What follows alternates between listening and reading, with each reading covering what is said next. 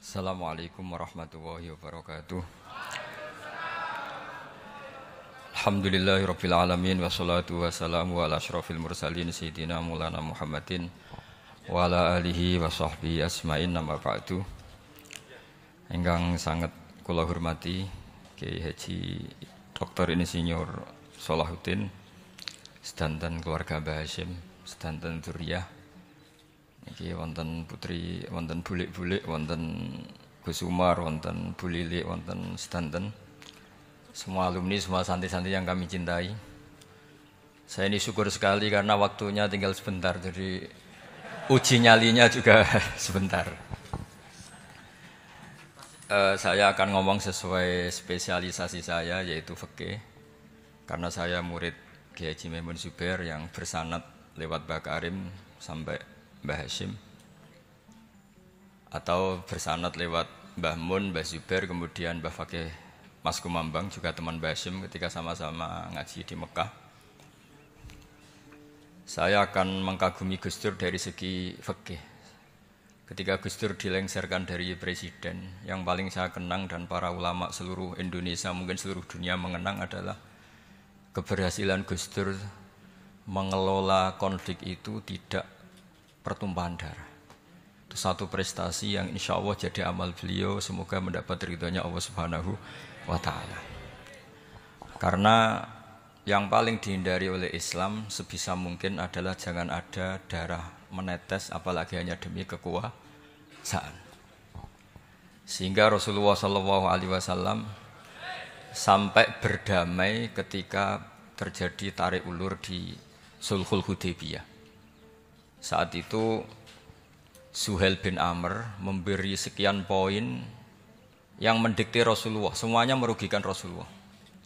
Tapi tidak semuanya merugikan Rasulullah, tidak ada yang menguntungkan sama sekali. Tapi Rasulullah menuruti itu semua demi tidak bertumpahan darah. Padahal Suhail bin Amr zaman itu masih kafir. Sehingga menjadi fikih bahwa perdamaian itu harus kita jaga. Sampai ada ayat wa in janahu lisalmi fajnalaha wa tawakkal 'ala Allah. Jika mereka ingin damai, kamu harus menuruti itu. Sehingga damai itu pula yang zaman era Gus Wahid, ketika beliau menginginkan negara berdasar Islam, itu banyak di buku, termasuk beliau panitia 9 persiapan kemerdekaan Pebuki, juga tadi Gus Salahuddin cerita. Beliau akhirnya kompromi juga dengan negara yang berbentuk Pancasila. Kemudian itu disosialisasikan era Muktamar Situbondo, yaitu Kiai Haji Ahmad Siddiq, didukung oleh Gus Dur karena zaman itu beliau kalah sepuh sama Kiai Haji Ahmad Siddiq. Jadi itu fikih-fikih yang saya menjadikan pengagum Gus Dur, karena ibadah Darul Mafasid Muqaddamun ala Jalbil Masalah adalah ibadah yang luar biasa. Berikutnya saya mohon sama Kiai Haji Salahuddin Wahid berkenan saya cara berpikir begini untuk Gus Dur. Jadi saya ini dari keluarga Kiai, saya juga senasab dengan keluarga Mbah Hasyim karena sama-sama turunan Mbah Sambul Lasem. Jadi beliau adalah Abdurrahman bin Wahid bin Hasyim bin Asy'ari bin Wahid lagi, terus bin Abdul Halim 2 sampai Mbah Sambu. Kira-kira nasabnya sama dengan saya, dengan Mbah Hamid yang dari jalur itu. Saya mau bercerita begini. Watak seorang cucu itu biasanya mengalir dari pikiran besar mbah-mbahnya atau leluhurnya. Karena setiap mbah-mbahnya pasti berdoa dzurriyyatan thayyibah, yaitu anak cucu yang baik. Saya sengaja di sini membawa kitab yang ditulis oleh Muhammad Asad Shihab, seorang Libanon. Menulis bahwa Mbah Hasyim Asy'ari adalah terhitung sebagai mujaddid, sebagai pembaharu Islam, setidaknya di Asia sini atau di Indonesia. Di sini ada kitab ini diterjemah beberapa kali, sebagian oleh Kiai Haji Mustafa Bisri, sebagian oleh Kiai Sodik Semarang. Saya punya edisi asli, edisi Arabnya, karena saya dari awal ingin ngaji sama santri-santri Tebu Ireng. Karena buyut-buyut saya itu termasuk gurunya Mbah Soleh Darat. Jadi buyut saya yang di Kudus, Pondok Damaran itu dulu Mbah Soleh Darat pernah ngaji di situ. Dan Mbah Hasyim kecil pernah ngaji sama Mbah Soleh Darat. Dan tentu biasa itu dalam ilmu sanad. Guru-guru saya indukannya di Mbah Hasyim juga pernah ngaji beberapa ulama di Pantura. Dan saya pastikan di antara perilaku atau manhaj Mbah Hasyim adalah, ini saya baca, guru-guru beliau kemudian ada perilaku yang persis ditiru Gus Dur. Jadi itu bukan sekedar bukan sekedar mitos atau kebetulan. Beliau punya pilihan-pilihan yang dipilih sampai akhir hayatnya. Di sini ada cerita proses Mbah Hasyim ngaji, kemudian pernah ada seorang Jerman mau belajar Islam sama Mbah Hasyim, kemudian ditemui beliau dengan sangat hangat. Ketika sudah mengenal Islam secara detail, ya saya ulang lagi, ketika sudah mengenal Islam secara detail, beliau ngendikan, kamu jangan tergesa-gesa, kata beliau. Kamu harus menerima Islam ini secara al-bayyinah, secara argumentatif, secara logika yang benar, jangan karena terpaksa.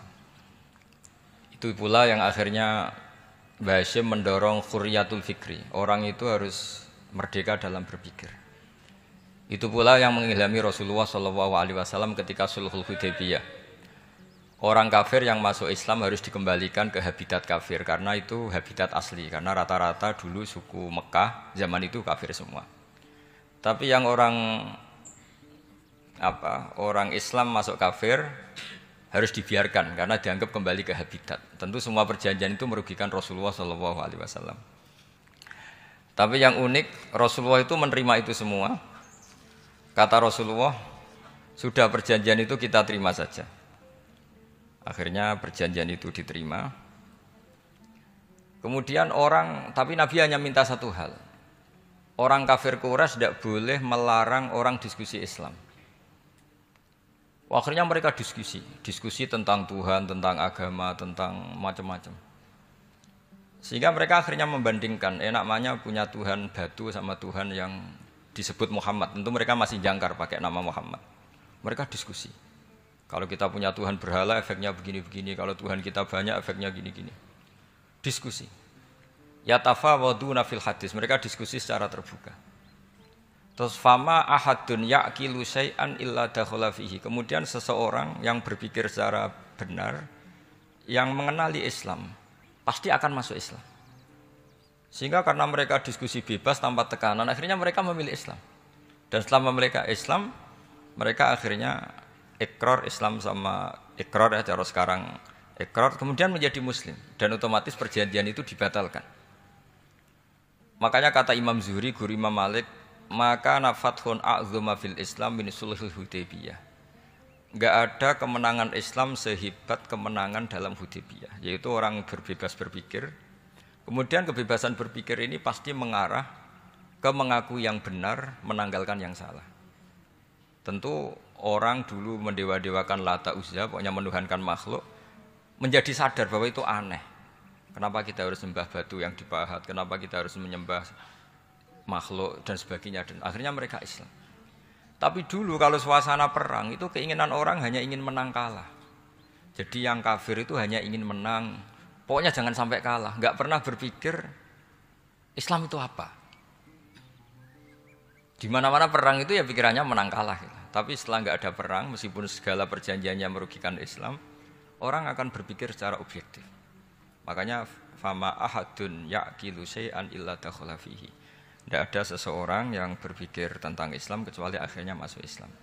Sehingga itu disebut maka nafathun a'zuma fil Islam min sulhul Hudaybiyah. Enggak ada futuhat yang sebesar sulhul Hudaybiyah.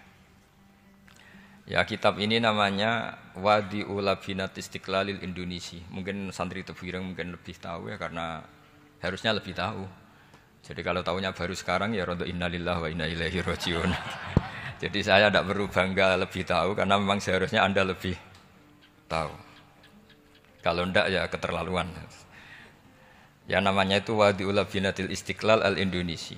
Ini saya baca, tapi ini demi Gus Dur, artinya bahwa pilihan-pilihan itu mulai ada zaman Mbah Hasyim Asy'ari.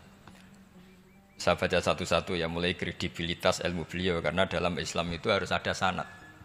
Saya pernah ditanya seorang ilmuwan, Pak Bahak, kenapa Islam itu harus ada sanad? Kita kan orang cerdas, kan bisa berpikir sendiri, ngapain nunggu pikirannya orang-orang, kata saya. Terus saya bilang, agama itu agamanya Allah dan Rasul. Kalau pikiran kamu namanya agama kamu, bukan pikiran agama, kata saya. Kalau kamu punya pikiran, yang namanya pikiran kamu, tidak agama. Kalau agama itu harus bersanad. Jadi pikirannya Mbah Hasyim sama dengan pikirannya Mbah Mahfud pikirannya sama dengan Said Abi Bakar Sato sama dengan Sayyid Zaini Dahlan dan seterusnya. Sampai logika itu sampai Rasulullah Shallallahu Alaihi Wasallam. Saya beri sekian contoh. Pikiran yang kita ciptakan bisa salah, misalnya begini.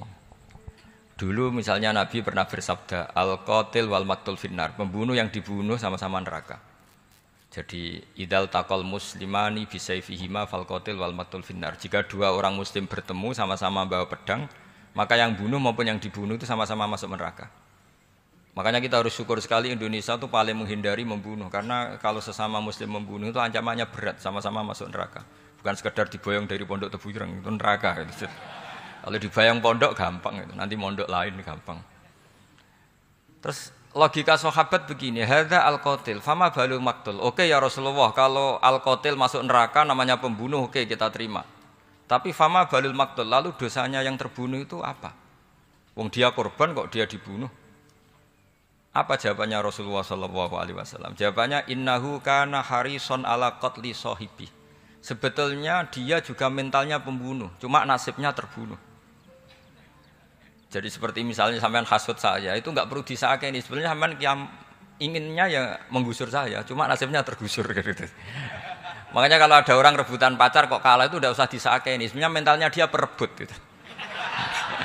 Cuma nasibnya kalah gitu. Jadi apa ya? Ya tadi. Ya ini penting ya, penting sekali itu. Jadi sebetulnya ketika duel itu semuanya kan mentalnya pembunuh. Maka dia nasib saja sebagai maktul, tapi mentalnya pembunuh. Karena dia mentalnya, niatnya, komitmennya pembunuh, maka dia sama-sama di neraka. Maktul itu fakta, faktanya terbunuh, tapi mentalnya pembunuh. Sehingga hukumannya sebagai pembunuh. Sama kalau sampean berebut itu mentalnya ya perebut. Cuma nasibnya kalah atau terebut. Itu soal nasib. Ini saya baca dulu ya guru-guru Mbah Hasyim supaya clear. Selama ini yang dikenalkan beliau ngaji sama saya Mahfud, saya Khotib Minangkabau. Ini di kitab ini. Saya baca sesuai harokat yang ada di kitab ini. Nanti kalau sampai tidak cocok karena beda madhab, ya nggak apa-apa asal pinter saja. Karena baca kitab itu unik. Kadang-kadang satu guru sama guru yang lain itu beda-beda. Dan biasanya guru itu nggak mau kalah. Mbah Mun tuh sering cerita, ada kiai maknani wati ini lan wit alu. Itu muridnya gerutu karena pernah mondok itu kok enggak gitu. Pak guru, di kitab saya maknanya itu pohon elu.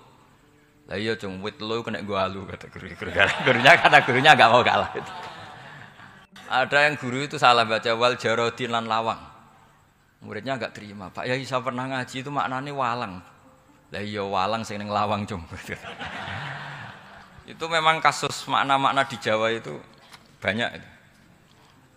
Karena awalnya memang wis rodok bodoni. Kenapa saya bilang bodoni? Ini yang bilang Mbah Mun, makna Jawa ono bodoni ini. Karena watin itu kan enggak ada di Indonesia. Tapi kiai itu malu kalau gak iso maknani. Akhirnya wati ini wet elu. Tanyakan orang pakar ahli Jawa ya enggak tahu loh itu apa.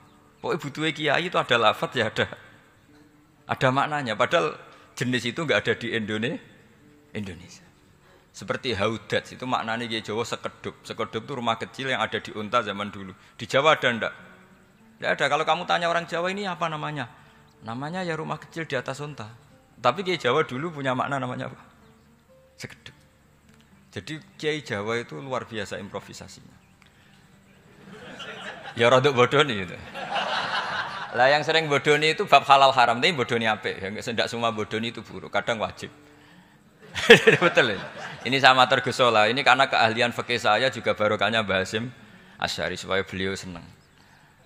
Beliau senang karena para nabi, para wali, para ulama itu tidak meninggal. Tadi kalau Mbak Anita bilang wafat itu kalau dalam bahasa Arab wafa yafi wafaan itu maknanya nuhoni. Nuhoni itu sudah memenuhi. Jadi sebenarnya memang nggak pernah ada orang mati itu. Jadi kita punya jatah umur, jatah rezeki sudah terpenuhi semua. Namanya wafat dari kata wafa yafi wafaan. Sesuatunya sudah penuh maka diambil. Kalau roh sendiri nggak pernah meninggal. Ya roh sendiri kalau Mbak Anita bilang kita memperingati kehidupan Gus Dur ya memang hidup karena tadi nggak ada siapapun bilang orang itu mati. Orang mati itu adalah jasad, rohnya diambil dari jasad. Lah roh sendiri ini nggak pernah berstatus mati karena makanya orang Jawa semua sepakat. Wong mati ku piye sing nyawane dijabut. Jasadnya mati, nyawanya diambil. Kemudian nyawa ini yang mengalami dapat nikmat maupun dapat azab. Sehingga keyakinan ahli sunnah wal jamaah ini perlu didoakan karena menghadapi Allah butuh topangan doa dan doa itu nggak pernah salah karena otoritas doa itu milik Allah Subhanahu wa Ta'ala. Nggak bisa kamu nyemprit Allah ini sudah akhirat loh, amal nggak ada gunanya loh, nggak bisa. Allah tetap zat yang bisa mengabulkan doa siapa saja. Sehingga ahli sunnah berpendapat doa itu yanfa'ul mayyit, doa itu manfaat untuk mayit. Sehingga Basim Asy'ari ngarang secara spesifik risalah an ahli sunnah wal jamaah. Di antara yang paling pokok adalah ad-du'a yanfa'ul mayit, bahwa doa itu manfaat pada mayit. Ini saya hitung ya guru-gurunya Mbah Hasyim. Darus Salhat Muhammad Hasyim Asy'ari ini karangannya Asad Syihab, orang Libanon. Buku ini selesai tahun 72. Beliau lama sekali ikut ngaji di sini sama Mbah Hasyim. Tapi sebagai peneliti, beliau ke sini sudah alim. Ndak terus masih ngapalkan alif bata itu masih sudah alim. Darus Salhat Muhammad Hasyim Asy'ari fil Haramil Makki Syarif fi Makkah Al-Mukarramah alaihi ulama. Seterusnya beliau hitung ya. Amsalus Syekh Ahmad Amin Al-Attar wa Sayyid Sultan bin Hasyim wa Sayyid Ahmad Zawawi. Ya dihitung ya sudah berapa itu. Tapi beliau ke sana sudah alim loh. Jangan sampean kira kalau sampean ke sana itu jadi TKI repot nanti itu. Itu kata Mbah Mun kalau ada orang mau mondok Mekah. Apa mondok Mekah wis alim dereng. Kersane pinter bahasa Arab, Pak. Bakul es nang Arab pinter bahasa Arab kata Mbah. Jadi kalau sama orang belum alim mondok di Mekah itu agak duka beliau. Ya, Syekh Ahmad Amin Al-Attar, wa Sayyid Sultan bin Hasyim, wa Sayyid Ahmad Zawawi, wa Syekh Ibrahim Arab, wa Sayyid Ahmad bin Hasan Al-Attar, wa Syekh Said Al-Yamani. Ini yang gurunya Mbah Zubair juga, guru-gurunya keluarga sarang, wa Sayyid Husain Al-Habsyi. Ini mbah-mbahnya keluarga Habib Anis Solo. Jadi ya pokoknya keluarga besar Solo karena kita tahu Habib Anis itu bin Alwi bin Ali yang punya simtud Duror bin Muhammad bin Husain. Alladzi tawalla mansibal iftah hatta wafatul maniyah wa Sayyid Bakar Sato. Ini yang ngarang Anatul Thalibin. Wa Syekh Rahmatullah wa Sayyid Alawi bin Ahmad As-Segaf.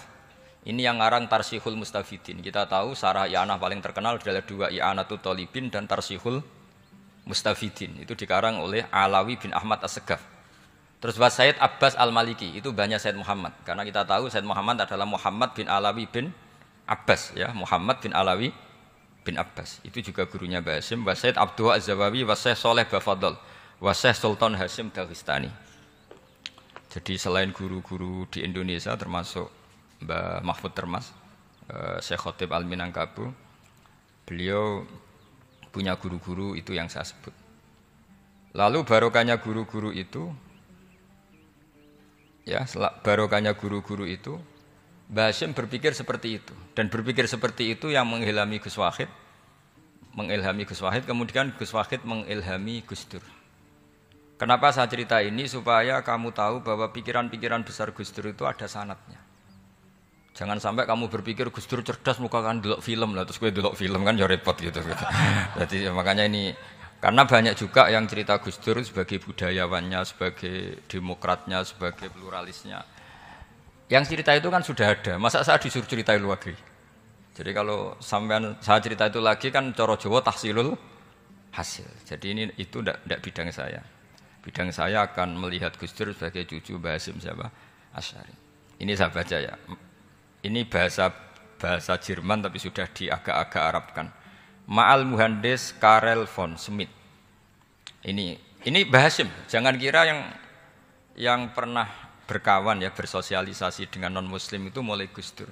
Mulai Mbah Hasyim ini di halaman 108 kitab tadi Wadi'ul Labinati Istiqlal Al-Indonesia. Kitab ini boleh sampean gasap kok. Nanti setelah ini tak bawa pulang atau sampean gasap enggak apa-apa. Ini santri-santri tebireng enggak apa-apa. Siap ya? Ya nanti bisa dibajak. Lakot kan seterusnya hakon ziyaratil alam Muhammad Hasyim wa kana dzalika fi yaumini 7 Juli tahun 1936. Fi maqorihi Tebu Ireng. Haitsu taqaltu indahu bil muhandis Karel von Smith. Wa kanatil fursa saikhal tahadus ma'ahu tawilan. Terus setelah itu ini ceritanya muallif menangi Mbah Hasyim diskusi sama orang orientalis. Ini kata muallif, wa hadhil uqdatu takunu aqidatan wa hiya uqdatul mustasyrikin fa kullu shay'in ya'ti minal ghurbiyin wal irobiyyin wa Eropa ya'tabirunahu dasisah. Jadi zaman itu Mbah Hasyim itu sering punya tamu dari Eropa, dari barat, dari macam-macam. Sumastat rodal muhandis terus sampai nah ini cerita saja betapa Mbah Hasyim itu perkawanannya luas sekali. Terus ini cerita akhirnya orang ini sampai masuk Islam. Ketika masuk Islam di antara pesannya Mbah Hasyim, saya ulang lagi di antara pesannya siapa? Mbah Hasyim itu beliau bilang kamu harus dipikir-pikir lagi katanya. Itu kan satu kearifan Mbah Hasyim ini saya baca karena saya takut ditegur ini, saya juga nunggu surat kok tidak datang-datang ini kok. Supaya cepat selesai. Ini bebas. Kalau ada surat malah kebenaran ini karena sudah mulai nyari-nyari. Ya jadi saya mohon nanti kitab ini bisa dikaji di sini. Nanti saya tinggal di sini ada cerita-cerita sampai beliau berteman orang Eropa, terus beliau macam-macam sampai terus saya teruskan. Summa arsalatku syirka ila Indonesia amni 1929 watana qala fi kasir minal mudun wa makata akhiran fi madinati Surabaya bi Jawa Syarqiyah wa min huna bada'atil hidayah wa taufik taqudanihi ilal khairi. Hadas lautil hadis bil amil alladhi yakti fatratas tiraq. Jadi orientalis tadi ketika berteman Mbah Hasyim lama-lama tertarik oleh Islam. Ketika mulai tertarik dengan Islam, wa sya'ara bil istiqra' aruhi wal amni tam wa kaifa ya'budu rabbahu ibadatan haqiqiyah. Terus mulai tertarik dengan Islam, terus konsultasi sama Mbah Hasyim. Jadi tertariknya barokahnya Mbah Hasyim. Orang ini kemudian wabakiyal muhandis itu insinyur Karel von Smith fi Indonesia hatnan dalatil harbul alamiyah sehingga perang dunia kedua selesai wa indama qawamal Indonesiun didal hukmil al-Hollande fi harbil istiqlal am wa kana muhandis fi sufufil Indonesian dafahu islamuhu li syariqa sak terus. Terus ini saya cerita jadi Mbah Hasyim pernah mengislamkan orang Belanda, orang Jerman. Orang apa? Orang Jerman, terus orang ini hidup di Hamburg. Sampai akhirnya beliau dakwah Islam di sana. Jadi ini penting ya supaya sampean tahu bahwa Tebu Ireng mulai dulu adalah komunitas internasional. Ya, Tebu Ireng mulai dulu adalah komunitas internasional. Jadi terus ketika ngadepi Indonesia yang dijajah, ini Mbah Hasyim bersama kawan-kawannya sepakat iktikaf di Multazam. Ini saya baca ya. Wa akhiran istama'a ma'a nukhbatin min haula'i talaba min zalama alaihi al-had Muhammad Hasyim ala ayata'ahadu wa yaqumu bi amalin fi lailatin lailan min laili syahri Ramadan. Al-mu'azzam istama'a haula'i talaba waladina yantamuna ila iddati qawamiyatin. Qawamiyah itu kalau bahasa sekarang perlawanan min Afrika wa buldani janubi Asia, Asia Tenggara wa Asia Wusta, Asia Tengah wal buldan al-Arabiyah wa kana al-had Muhammad Hasyim Asy'ari ahadahum wa waqafu jami'an amamal multazam bil Ka'batil musyarrafah wa ahadu wa aqsamul yamin ala yakum bil jihad fi sabilillah li ilahi kalimatil Islam wa tauhidil muslimin bin nasril ilmi wa tau'iyah wa tafaqquh fiddin talaban lil mardatillahi ta'ala la yarjuna min wara'i dzalika malan wala mansiban li anfusihim. Jadi sebelum beliau pulang ke Indonesia, itu komunitas Asia Tengah, Asia Dekat, Asia Jauh, semuanya dijajah karena Mesir dijajah Prancis, yang Burma dijajah ini, yang Indonesia dijajah ini, semuanya berdoa di Multazam. Intinya Mbah Hashim itu patriotik betul, patriotik betul. Tapi ya religius betul. Beliau berdoa di Multazam, beliau menyanggupi siap jihad melawan penjajah. Tapi saat itu juga berikrar kalau semua itu tidak untuk nyari pangkat. Makanya saya yakin Gus Dur adalah orang saat jabat presiden karena supaya Indonesia tidak chaos. Buktinya apa? Ketika beliau dilengsarkan ya santai saja. Wong ngajine wa mal hayatud dunya illa mataul ghurur. Jadi ya santai saja itu. Tidak jadi masalah.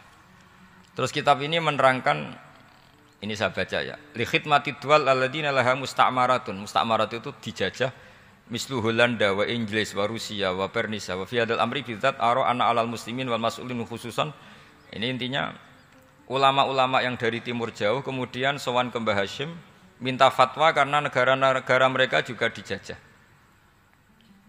Jadi dulu orang dari Jerman, dari mana-mana belajar Islam juga sama Mbah Hashim. Yang negara-negara Asia Timur, Asia Dekat itu juga kalau konsultasi kemerdekaan juga sama siapa? Mbah Hashim. Jadi uniknya kitab ini ditulis oleh orang Libanon. Jadi orang Libanon itu saking penasarannya sama Mbah Hashim Asy'ari itu datang ke sini. Ya datang apa? Datang ke sini untuk belajar sama Mbah Hashim. Dan di antara belajar itu, kemudian sampai sini ternyata tamu-tamunya Mbah Hashim dari berbagai negara. Mulai yang konsultasi cara memerdekakan negaranya karena ngalami dijajah, sampai cara belajar Islam yang benar. Termasuk tadi yang Karel von Schmidt tadi yang masuk Islam karena konsultasi sama Mbah Hashim. Padahal dia orang Jerman. Terus di antara kelebihannya Mbah Hashim, ini juga ditiru Gus Dur. Wal haji Muhammad Hashim la yajidu kharajan ayuna kisau sami' wal mukhatab. Bal yurahibu bidzalik. Mbah Hashim orang yang enggak tersinggung ketika pendapatnya ditentang atau digugat oleh lawan bicaranya. Beliau santai, tidak terus ya tidak berontak, ya santai aja. Enggak terus angger dibantah, membantah kiai kualat, enggak, itu enggak ada sanadnya. Nah ini saya pastikan ya bahwa kehebatan Gus Dur itu kita enggak lepas dari barokahnya siapa? Mbah Hashim. Sekaliber Rasulullah SAW sebagai Sayyidul Khalqi, Sayyidul Anbiya al-Mursalin, beliau yang ngakui ana da'watu Ibrahim wa bisyaratu Isa. Aku hebat ngene iku barokah dongane Nabi siapa? Ibrahim. Maka ini sesuatu yang saya tekuni, jadi enggak salah kalau bicarakan Gus Dur ya harus bicarakan Mbah Hashim. Sama bicarakan Nabi Muhammad SAW juga harus membicarakan Jadduhul A'la yaitu Ibrahim alaihis salam. Jadi ini kitab bisa dipakai atau digasap ya enggak apa-apa. Artinya gini, gasap itu kalau saya ada ridho jadinya gasap, kalau ridho ya jadinya boleh. Dan menjadi gasap kalau enggak dipelajari. Ya, jadi kalau enggak terus tinggo jimat itu kita Gus Bah sakti, wah ya repot makanya ini. Nah kalau dipakai itu gasap. Tapi kalau nanti didiskusikan sama teman-teman, kemudian menjadi baik, menjadi luar biasa, saya ikut ngamal. Terus saya ulang lagi, saya teruskan. Ittisolatuhu. Ittisolatu itu komoditas beliau. Lahu ittisolatun wasi'atun wa mukatabatun ma'a katsirin min zu'ama'il alam al-islami fi dzalikal ahdi. Fianhum Asy Abdul Aziz As-Sa'alibi wa Sayyid Diyauddin wa Syairozi Adwul Injil terus beliau punya perkawanan besar di komunitas internasional termasuk Syekh Muhammad Abdul Karim Al-Khattabi wa Sayyid Alawi bin Thahir Al-Haddad Mufti Sultanati Johor. Ya, beliau berkawan dekat sama muftinya kerajaan Johor wa Muhammad Ali wa Syaukat Ali bil Hindi wa Muhammad Ali Jana Muhammad Iqbal. Muhammad Iqbal yang terkenal di India itu wa Sayyid Hibaduddin Asy-Syahrastani. Wazirul Ma'arif al-Iraqiyah. Beliau berteman sama PM Irak. Jadi kalau Gus Dur dari Mesir belajar di Irak, ternyata dulu mbahnya teman akrabnya Perdana Menteri apa? Irak. Terus banyak Waro'isu Majlis Tamyiz wa Sayyid Al-Alama Muhammad bin Aqil wa Sayyid Muhammad Jadul Maula wa Sayyid Muhammad Surur saat terusnya itu. Jadi Ini nanti saya tinggal termasuk catatan-catatan ini saya mohon ridho dari Gus Solah dari supaya santri-santri sini belajar Bahasim lebih serius supaya gampang. Kenapa saya katakan harus seperti ini? Dulu Nabi Ibrahim itu di antara anak cucunya itu secara lahir ada yang tidak soleh. Karena anak cucu itu punya otoritas sehingga anak cucu ini yang menstatuskan Nabi Ibrahim. Sampai Allah sendiri yang meluruskan pengklaiman itu, yaitu ada ayat maka anak Ibrahimu Yahudiyah wala Nasranian, karena ada orang yang bernama Yahuda bin Yakub bin Ishak bin Ibrahim. Karena Yahuda punya pola tertentu dalam beragama, terus seakan-akan mbah-mbahnya paling ya begitu. Akhirnya Ibrahim pernah disetatuskan sebagai Yahudi. Sampai Allah sendiri yang ngendikan maka anak Ibrahimu Yahudiyah wala Nasranian. Sampai datang Rasulullah SAW yang memaklumatkan saya juga cucu Ibrahim orisinil. Dan saya pastikan Ibrahim itu bukan Yahudi tapi bapak tauhid. Semenjak itu Ibrahim dipulihkan namanya, bukan Yahudi tapi bapak tauhid. Yaitu diistilahkan Nabi millata abikum Ibrahim, semua tauhid adalah nginduk kepada Nabi siapa? Ibrahim. Nah saya ingin santri-santri Tebu Ireng misalnya nanti suatu saat jadi komunitas internasional, jadi orang keren komunitas internasional, itu bukan karena ingin gaya-gayanan terkenal, tapi ingin niru Mbah Hasyim bahwa itu awal dakwah Anda fil alam. Semua alam ini tentu butuh tauhid, butuh kebenaran, bukan gagah-gagahan sebagai orang populer. Terus persahabatan yang luas, misalnya Anda khusyuk terus kuper, wah ratau kancanan wong ben dadi wali gini terus kuper. Mungkin Anda tidak akan jadi wali karena sanadnya Mbah Hasyim itu perkenalannya luas. Sementara kamu milih kuper, gak pernah berteman orang, tapi sanadnya sampai Mbah Hasyim itu membingungkan sanad itu. Wong Mbah Hasyim tidak gitu kok kamu nyanatkan begitu. Jadi kalau santri Tebu Ireng mulai sampai neng kamar, terus ngobong dupo, terus menterkenalkan diri jadi wali. Gitu. Nanti tonggo kamu ngira itu produk Mbah Hasyim karena kamu santrinya. Kan dianggap cerminan gurunya sampai Mbah Hasyim. Nah kalau ada yang teman-teman gitu harus dimaklumatkan itu sanad mungkotek. Bahwa sanad itu tidak benar. Ini kapan ini ditegur? Ini saya sudah mulai menunggu. Karena ya repot ini kalau kelamaan ini nanti itu. Terus ini khazanahnya Mbah Hasyim. Khazanah itu ya perpustakaan kalau sekarang. Maktabatuhu. Tu'addu maktabatul khat Muhammad Hasyim Asy'ari min aghnal maktabat likhtiwaiha ala anfasil kutub.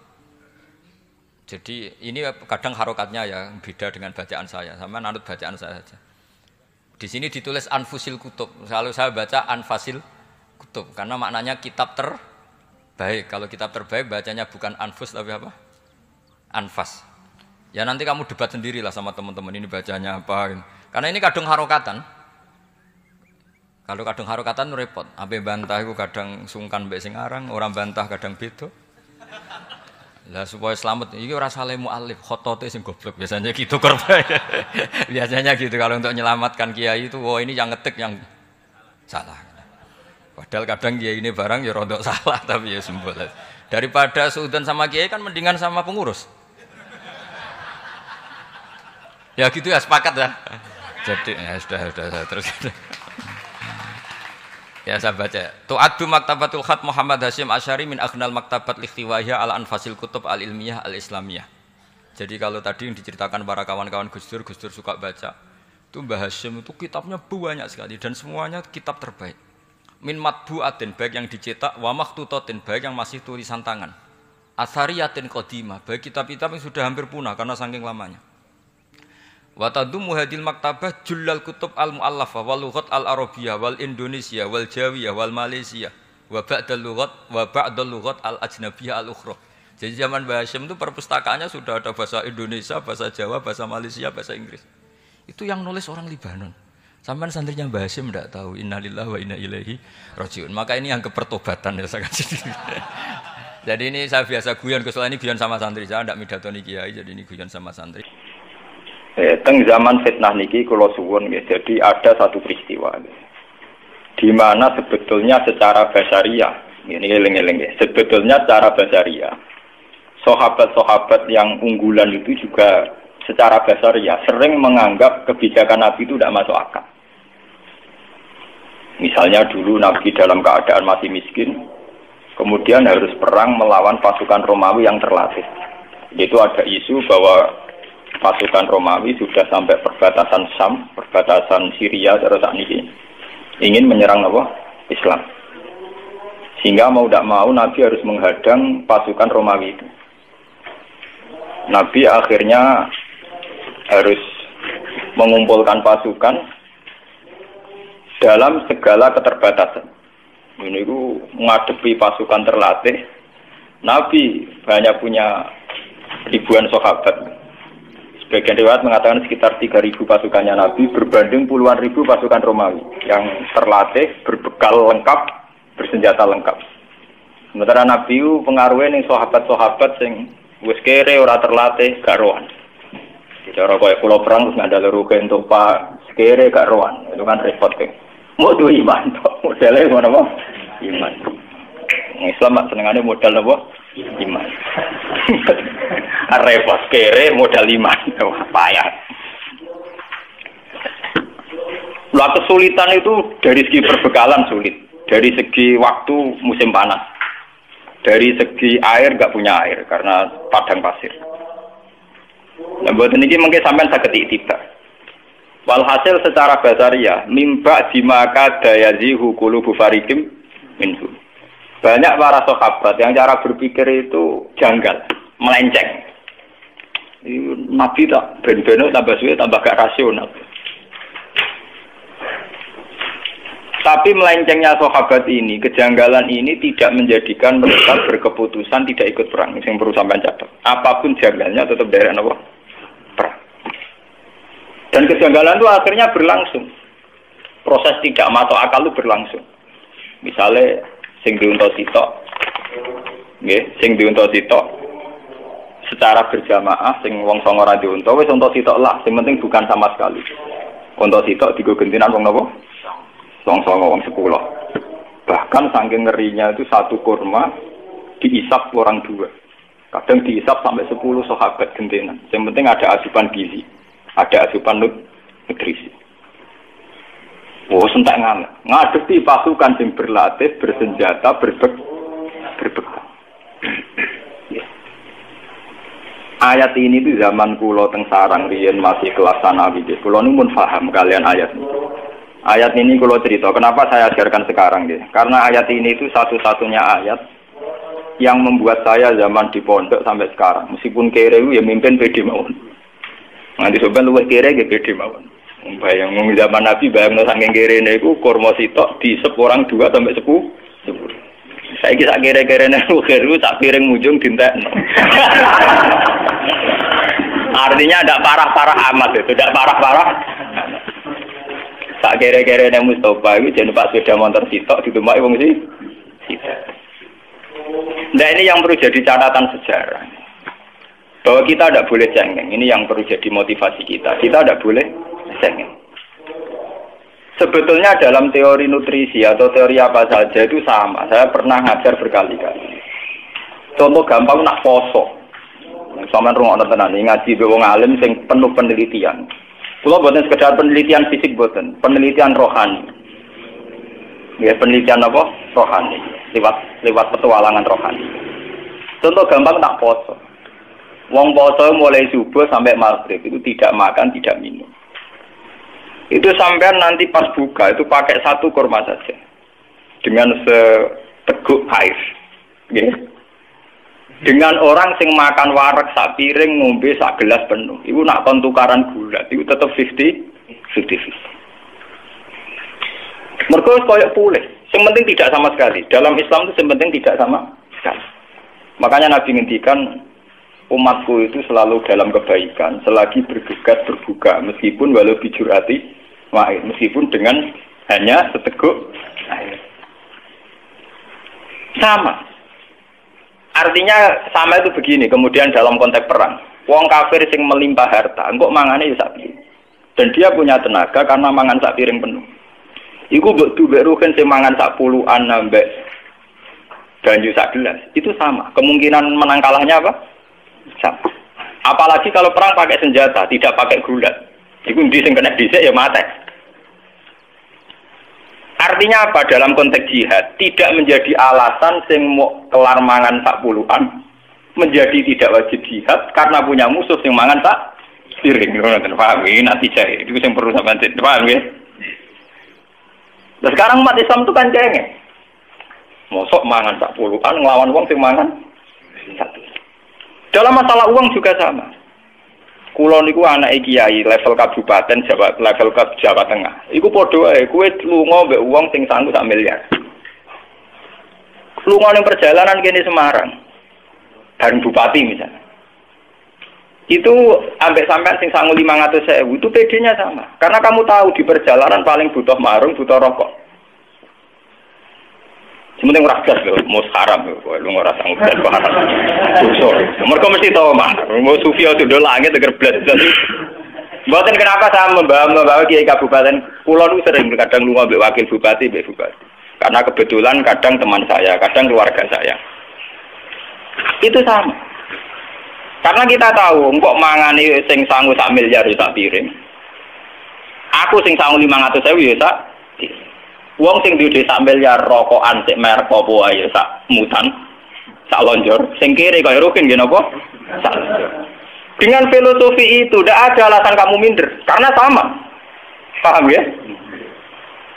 Angger kowe berpikir tidak sama mesti utek kembek dengan toma, kere to toma. Jadi sangu 500.000, 200.000 terdempak-dempet. Karena apa? Kamu minder ngadepi orang yang sangu 1 juta. Kenapa kamu minder? Karena kamu toma, ingin punya uang 1 juta. Dan gue imanem pas-pasan, ngenteni PDW, ngenteni duit 1 juta. Padahal dari tidak PD itu kemudian lahir watak toma. Lahir dari mental budak, mental abdi. Jika seorang kiai atau santri nak lunga mbek bupati, posisine bupati sing ngandani dadi santri yo kerja bareng, urip kok nganggur tok. Santrinya terus meninggal. Mergo ngrasa kere gak pede. Coba kalau podo pede nih, yo tak tompo nasihat soal kerja panjang pinter kowe, tapi kita tak nasihati. Ya abad salat bareng kok. Ning donya sementara. Wani to tambal sing ngono. Lendak gak pati wani kan? Penak ekono gara-gara di duit nasihati pelan-pelan kowe rawani bales nasihati. Mergo kowe ora pede. Ora pede dimulai cara berpikir yang salah. Yaiku kowe ngrasa gak banding di dhuwit 200.000 kok banding sak miliar atau 100 juta. Coba kalau kamu pede. Lho kula sering dikandani kadang wakil bupati atau keluarga kan sebagian keluarga saya atau teman saya. Ya kadang ngandani santri itu sebaiknya begini-begini. Ya ngandani ya biasa mohon kula. Iya, nah soal sebaiknya ora santri tok, pejabat sebaiknya ngene-ngene cangkem wae biasa mawon damai mawon. Karena saya pede, umpama mau didono ing dalan aku wis sangu 500.000 aku bayangno umbal Semarang narukan nganti ngenteni donya piro. Cara kula marung ya kelar. Sing ora blas haram lho, blas itu haram ngeleng-eleng. Dalam Islam itu tidak mengenal teori nopo, blas tidak boleh itu. Wala fatak uda malumam masyura, wala tabsudha kullal pasti. Pokoknya blas itu haram. Dalam Islam itu pokoknya radi blas itu haram, radi pengaruh blas haram. Orang-orang sing pokoknya sing blas itu haram dalam Islam. Parah. Lha ini perlu. Ini satu-satunya ayat yang saya pede. Kenapa saya pede mimpin? Meskipun yang tak pimpin ya kere-kere, pimpinannya ya kere. Itu bisa dihitung. Dia kalau kan bolak-balik matur ke ngaji. Ketika di New York di Jakarta banyak apartemen mewah. Di situ banyak perempuan cantik yang menggoda. Gue iso mikir. Paling banter neng apartemen tingkat 100, tingkat 50 kecil. Tetep sing digoni ku sak kamar. Nanti kenikmatannya juga karena seks, karena bergaul dengan satu perempuan. Nah, kowe kan malah sekali-kali pede mikir, angen-angen wong modern iki bento. Wong gawe nggon 100 kok digone mok sak kamar. Kalau padha mek sak kamarku. Padha mek sak kamar. Angen-angen yo bento. Coba kalau orang yang ke kota, santri ke kota membawa iman dan tingkat rasionalitas yang tinggi dengan membawa tingkat kesufian yang baik. Tentu akan cara berpikir di rumah gedung kaya apa sing dinggoni ya masak nggone cebloke awak. Di beras pirang tono sing dipangan ya masak. Sehingga saat kamu di rumah punya beras 10 kilo itu PD-nya ya sama, sing 10 kilo, PD-nya sama dengan sing duwe 10 ton. Karena cara berpikir kok sing dipangan sak piring. Nah, blas ra iso kan berpikir ngono. Mergo mangan kira mangan kan ngeri to. Nah itu kan perbandingan sing ngeri. Haram lah, sampai perbandingan tidak punya itu haram. Dalam Islam haram. Sehingga orang-orang sufi dulu, kalau mengajarkan sufi, sama lihat di Ihya, di Hikam, cara mengajarkan cara syariat kan sebelum orang itu iman secara baik, dibenarkan cara berpikir. Karena agama liqaumi ya'qilun, liqaumi yatafakkar. Lihatlah orang yang bajunya banyak 2 lemari, 3 lemari. Itu yang dipakai juga hanya satu. Mereka nak nganggo 3 bareng dak kepung edan. Nggih mboten. Nganggo 10 bareng dak kepung rawah. Artinya saat rugen duwe klambi 3 mbek sing duwe klambi 100 itu sama. Karena yang dipakai sama-sama satu. Sementing ora blas lho, udah mergo iku haram. Kok agar blas-blas napa? Haram. Sing ada blas iku napa? Nah, dengan teori ini pula Nabi memberanikan diri tetap jihad. Karena itu tadi, pasukan orang kafir yang makan kenyang dengan sahabat yang makan 1 kurma, itu andekan perang, itu kemungkinannya juga 50-50 di singkan esek ya mati. Asal gak blas. Contoh wong poso lah. Kowe poso mulai esuk sampai maghrib, ngombe sak gelas sampai gedang goreng sitok. Itu tenaga pulih. Kira-kira jotosan mbek sing mangan sak piring ya sama. Tapi nak gas tuh lemes tuh. Paham ya? Blas itu tidak boleh. Banyak blas itu apa? Tidak boleh. Dalam Islam blas tidak boleh. Sama. Kue lunga mbek bupati sing sangu 1 juta. Kue ratamu blas entar. Wah, sing kerno ya runtusan tenan. Tapi nak enggak blas. Misalnya sangu 200.000 atau 100.000 itu sudah cukup ngimbangi. Karena kita bisa ngukur lunga sedina mangan sak piring, rokok sak plat itu masih cukup. Mau didono ning dalan mulai ya masih cukup. Ini penting kalau aturakan, karena metode dulu para nabi itu begitu. Yang penting ada sedikit dari zadun minat dunya untuk ilal akhir. Ada sedikit saja, ada sedikit kesempatan, ada sedikit perangkat untuk menuju ilal. Ini penting kalau aturakan, karena sekarang orang cara menghitung itu salah. Banyak sekarang itu kiai atau tokoh atau siapa saja, cara menghitung itu salah. Yaitu dimulai dari keangkuhan. Yaitu tadi misalnya, wah ini mengganti mobil, terus di pekerjaan tetap, ono berjuang ya ayam, misalnya nyai PNS, ono ya ayam, udah nyai DPR kan ayam, digaji tetap, karena ayam ngurmat santri, aja ini ayam merah ngurmat santri, ngurmat dunia. Karena ngitungnya tentu dia itu 1 bulan pengeluarannya 2 juta, maka gajinya harus 4 juta, pengeluarannya dia 4 juta, maka penghasilannya harus 6 juta. Dia tidak pernah menghitung bahwa dirinya dia itu hanya butuh makan 1 piring, 1 potong pakaian, dan 1 tempat untuk merebahkan badan. Itu butuh sak kamar, Nah, gara-gara berpikir yang salah ini kemudian ada kekosongan jihad yang berkelanjutan. Yaitu setiap orang yang ingin jihad dengan hitung-hitungan kelengkapan materi dan fasilitas. Akhirnya orang itu jihad tenang. Wong kula bayang jihad itu gampang. Umpama kula ora duwe santri sing seneng kula bubar. Sing seneng kula kok preman jihad preman to gampang. Kok repot. Wong sing diarani dakwah ku dak anas ilallah. Ora ana ning Quran wa man ahsanu qalam mimman da'a ilallah kudu da'a atau labah santri utawa ning jamaah pengajian ora ana. Pokoke siapa saja mengajak ilallah itu baik. Nasibe wong nek kaya kula duwe santri di penggemar ana sing nasibe wong cilik senengane padha wong cilike ana sing satpam ya nasibe kancanan satpam itu semua punya peluang gak ana apa ilang asal cara berpikir tidak dimulai dari tomak. Tapi kalau cara berpikir dimulai dari tomak wis kiai DPR keramat mursyid ngono berjuang yo ayem wong gula akeh pakanan berjuang cinta nggo apa manganku dheweku. Nah itu cara berpikir yang salah. Makanya lewat ngaji ini sampai akan tahu bahwa yang dialami sahabat itu pernah sangat ekstrim. Iku kurma sitok dipangan wong loro nganti wong 10. Tapi itu sama, secara gizi sama, secara asupan nutrisi apa? Sama-sama punya kekuatan, punya potensi untuk menghancurkan lawan. Sementing tidak sama sekali. Wah bulan baleni, untuk kadang santri marah nganti blas.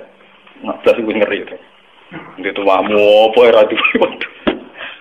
Kula kopi ra duwe penyuga iku bagus. Nek iku parah cara kula ya gula minimal ya 3 ya kira-kira tenek nggo 3 cingkir kopi lah. Mosok ora kiai ditamu sak mobil lan ra ngarah. Paling tamune pateng rentil 1 loro. Iku kira-kira paling gak duwe minimal gula sing nggo nyuga ya ngopo? wong loro. Pokoke nak blas tuh haram. Lho kula nate melarat teng kos-kosan kuwi kula nu santri kula tak dalem tak kandhani, minimal duwe gula, minimal kena juga wong 5. Ya duwe sarimi minimal go makani wong 5. Pokoke minimal itu harus kita batasi. Paham ya? Lho kula nu nate melarat. Tapi semenjak dulu saya terinspirasi ayat ini, betapa kemiskinan itu tidak harus menghentikan perjuangan.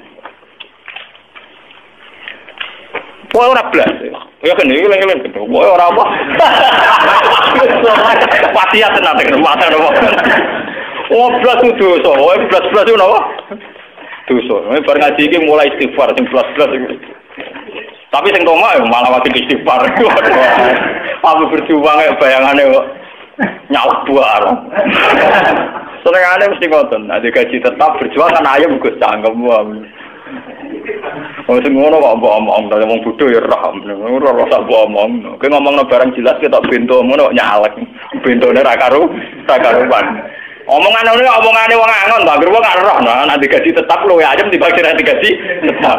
Iku sampean padha karo muni banyu iku adem, geni ku panas. Lah nek bento ngono ora usah nyalek kok mriko tau. Lho kula biasa nasihati caleg-caleg wonten. Iki ketangan bento suwe nek bento ya. Pintu jadi kadang-kadang wong. Luwe suwe to nek digaji tetap luwe ayem timbang sing digaji. Tapi padha karo muni geni panas banyu adem. Nang ora waras kaya. Karku ane iku lek berjuang aja berganti gaji tetap buento kan. Tapi yang seneng ngamuk kula ya ora tersinggung. Singgung buan. Salah konsultasi sing ngongkon sapa. Ngawi yo tengok-tengok nek omah diparani. Sing ngongkon konsultasi napa? Sapa? Kalau darah ni, jadi ulama kok sengak aku rasa sengak. Iku kuliah hakko walau kana murron, sing sengak iku kowe ya. Iya iki bocah mikir urusanmu. Kowe luwih sengak timbang aku. Paham ya? Kecuali aku teko moro mam ngandani kowe lho, iku aku sengak wong jajah. Kowe sing jajah aku sih malah. Mau tengok-tengok ning omah mbok jajah. Lah nek mertamu apik-apian tak tamu lah nek kritik ini jenenge napa ya? Jajah, penjajah ora sopan. Kalau itu paling pede. Dan ini penting saya terangkan. Kenapa saya berani pede sama orang-orang kayak gitu? Karena saya merasa cukup. Artinya merasa cukup, aku agar kelar nukokno susu anakku, bojoku kelar mangan, ya sudah saya anggap cukup. Angger sing mesti ana unsur toma. Nak kenal caleg kan gula tambah, salam template tambah. Lah nganti wong buta tambah mesti faktor toma. Karena orang yang tidak toma tentu nganggap yang sudah ada cukup. Ini jenenge napa kula mau ngomong, harus ada pengalaman spiritual, pengalaman rohani. Bahwa hidup itu mudah cukup. Sebab itu para sahabat ketika mau menghadapi pasukan Romawi yang dengan segala kelengkapan, mereka tetap pede karena merasa cukup. Engkok mangan tak piring kono ya tak piring. Paham ya? Sama. Nah ini harus jadi pengalaman ya. Peristiwa perang Zatil Usrah itu harus jadi pengalaman. Bahwa untuk berjuang, untuk izzatil Islam, untuk apa saja itu dimulai dari mudah cukup. Mulanya terus wonten ulama ada kenapa al-qanaatu kanzun la yafna. Kita harus harus nerima. Qanaah itu kanzun apa? Layak. Satu gudang yang tidak akan kering, tidak akan rusak. Ini satu poin ya, dari peristiwa ini. Terus poin kedua, natijah kedua. Ngeleng-ngeleng. Wah, nasi ngerasa melarat itu butuh tobat. Ora oleh nganggep ngaji iki sengak, butuh tobat. Mulai butuh istighfar. Dengan kemiskinan sing parah ngene bukan rono ben paham ya. Melarat. Wes melarat ngene iku. Sayyidina Utsman dengan segala kekayaannya itu menyumbang 10.000 dirham. Sorotan ini hampir 100 jutaan. Sama 300 onta. Ini saya takdir jumlah ini. Ya, tulis halaman ben 10.000 dirham, ya. Sama 300 onta. Ya, dan 50 kuda. Mungkin atau fotokopi. Niki kalau tulis mbek tulisan tangan sing takbir niki. Tapi mungkin di fotokopi enten apa-apa. Niki kalau terang ben tobat, bukan bareng bentuk tobat. Tobat kabeh kok ini. Terus wajah Abu Bakar bikul limali. Abu Bakar semua hartanya disumbangkan. Bahwa arba'atu alafi dirhamin, sekitar 4.000 dirham. Terus wajah Umar bin Simali, separuh hartanya Umar disumbangkan. Bon wau kan cerita kere, saking kerene kurma sitok dimut wong loro sampai wong 10. Nah ini natijah kedua ini yang lebih penting. Artinya apa? Para sahabat yang miskin ini kemudian nggak pernah berpikir bahwa konsumsi mereka, kehidupan mereka ditanggung sahabat yang sugih. Itu eleng-eleng. Sehingga sahabat yang miskin tidak beban bagi sahabat yang kaya. Akhirnya apa? Sumbangannya Sayyidina Utsman sing 10.000 dirham, 300 onta. Ini bisa secara maksimal digo peralatan perang. Orang tek go konsumsi. Sing ngereng-ngereng. Mulane wong fakir sing ngaji ning kene tobat. Ben wong fakir liyane ra memahami iki urusane masing-masing. Wae sing ngaji aku kudu tobat. Jogeman dadi wong fakir sing membani negara. Sehingga sumbangannya Utsman yang melimpah ini, sumbangannya Abu Bakar, Umar, kena go Nabi fokus ke peralatan perang. Karena yang miskin tidak jadi beban negara. Iku mau sing melarat-melarat ngerasa wis ora urun, ya wis duwene kurma sitok dipangan kurma sitok. Tidak berharap konsumsi sing berlebih, tapi akhirnya mengganggu aset negara, entek go mah. Nah, kalau selawase mulai cilik anak kiai, mulai cilik ngaji be kiai, pancen krasa tenan, nah adat NU pan parah. Ya sampeyan hitung kula bolak-balik matur zaman ngaji teng ketangga mek matur mantong nganti sakniki kula matur bolak-balik. Kuwi nek di jamaah toreko jumlahe wong 1000 wong cek 500 wong. Ngekeki mangan kabeh iku per kepala minimal 5.000. Nilainya pinten? 5.000 ping 1000 berarti kan nak makane wong 1000 entek 5 juta. Coba kalau orang-orang ini tidak menjadi beban panitia, tidak usah cara makan misalnya. Itu 5 juta kalau saya misalnya orang alim. Gue perpustakaan sudah berapa judul kitab yang terbeli oleh uang 5 juta. Tafsir Munir regane piro, Ibnu Katsir mu piro, Ihya mu piro. Lu kira-kira 5 juta wis untuk judul 50 judul. Tapi gara-gara orang miskin jadi beban negara, maka mau untuk mangane wong 500. Ambek daging sak pringkil. Iku wae tetep ra matur nuwun. Parahe tetep napa? Ora matur nuwun. Mangan dijebule mok sego segane garing. Iwake sak pringkil. Ora urun komen. Sementara gitu panitia ngaji tidak akan bisa maju, panitia toreko tidak bisa maju karena selalu uang dari sumbangan donatur habis untuk konsumsi. Kalau sampai tangklet, itu berarti kita ikut Gus, gak ngekek mangan miskin. Kalau kita sedekah jangan dalam konteks negara. Misalnya kulo di adik melarat, kulo kayak duit, kulo di toko melarat, kulo sering ngekek beras. Tapi jangan acara yang pengajian, yang jihad, yang dinamika kemudian dikorbankan untuk sedekah itamut. Kalau ini sedekah itamut apa susahnya sih kamu di rumah ada tetangga miskin kamu kasih beras. Paham ya? Di tonggo atau mangan ke imam. Tapi kan tidak ganggu uang negara karena itu kul ma'anfaqtum min khairin falil walidaini wal aqrabin. Kalau kita punya kelebihan harta ya tentu orang tua, kerabat, tetangga dekat. Tapi jangan kemudian acara-acara negara kemudian uangnya habis untuk konsumsi. Artinya ini berbanding. Zaman perang Tabuk itu Sayyidina Utsman menyumbangkan 10.000 dirham. Kalau ngatur sonto itu berapa coba? Wong to sitok ularane gak karu. Tapi kenapa tidak ada rumus bahwa yang tani sitok wae Utsman itu disembelih. Jadi ora perlu ana wong melarat mangan kurma sitok dimut wong Kenapa rumusnya tidak begitu? Wong 300 sonto cara 15 agak ketorot. Tapi nyatanya para sahabat tidak pakai teori itu. Paham ya? Sing miskin gentleman, aku merasa melarat itu tak selesaikan sendiri. Sehingga sumbangan Utsman bisa fokus untuk peralatan Dalam konteks sekarang misalnya saya ya misalnya kena gue alat ngaji. Lho kula ngrasakno tenan. Kula cerita guys sing nyata. Bapak zaman Sugeng dulu itu punya acara rutin rejeban. Itu tiap tanggal 9. Delalah bapak wafat itu tanggal 9 Rejab.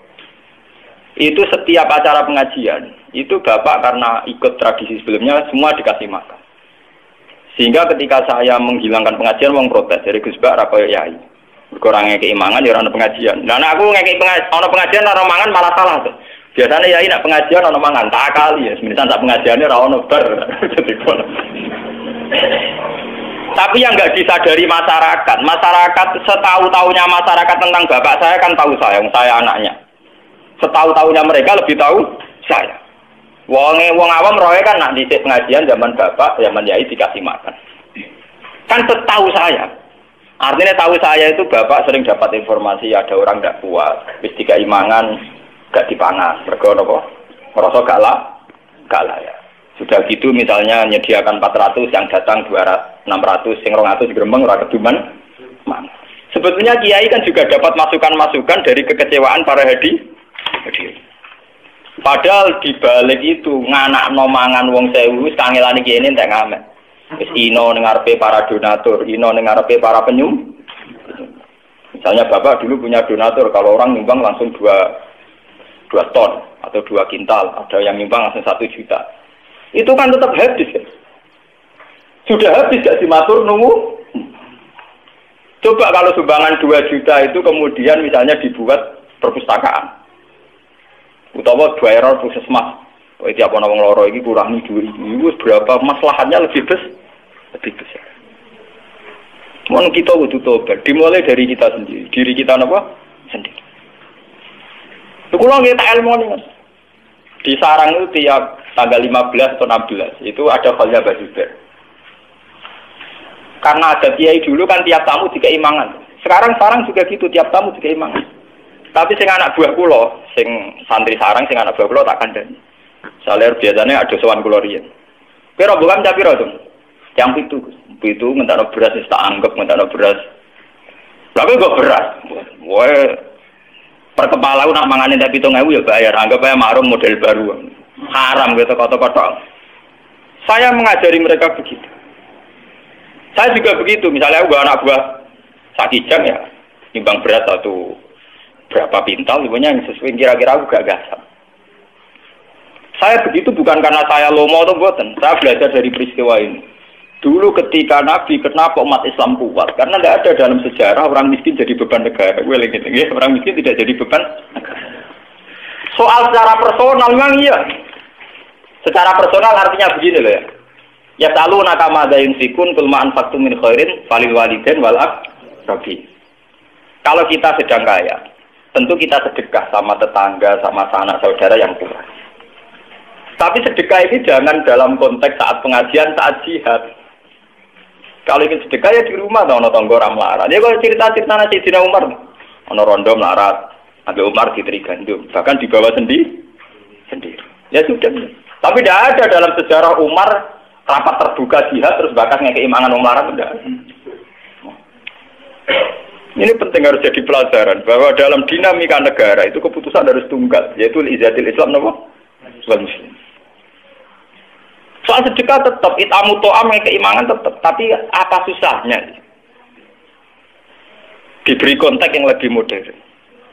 Nah, misalnya sampai takut, tapi saat ini kan kata setiap mursyid ya, pengajian putih-putih orang mangan ini. Dia kan masih bisa dielmoni, itu tadi dielmoni. Misalnya pulau teko sak rombongan yang soleh dari ber teng sarang, kan sakit menyumbang beras atau uang yang senilai itu. Biar kita tidak gasap uang negara.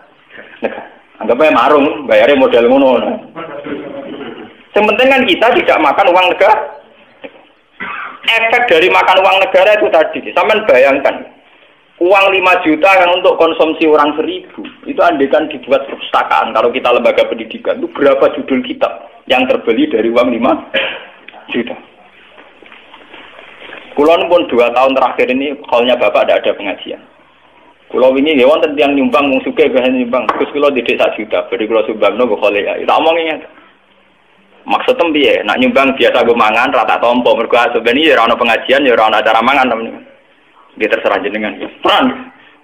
Niku tuku-tukokno kitab. Kulo tambahi 1 juta niku cukup tak nggo tuku sarai muslim. Regane 1 juta nemat. Ya wis tak tambahi tak tukokno kitab.